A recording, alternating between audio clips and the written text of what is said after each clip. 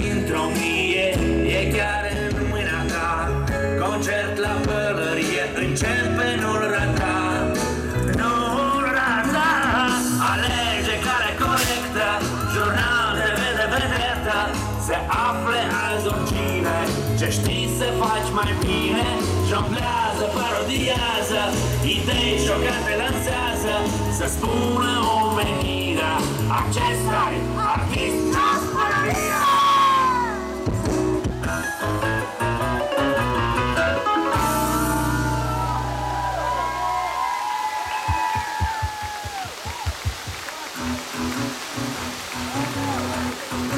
Aplauze încă o dată pentru toți participanții.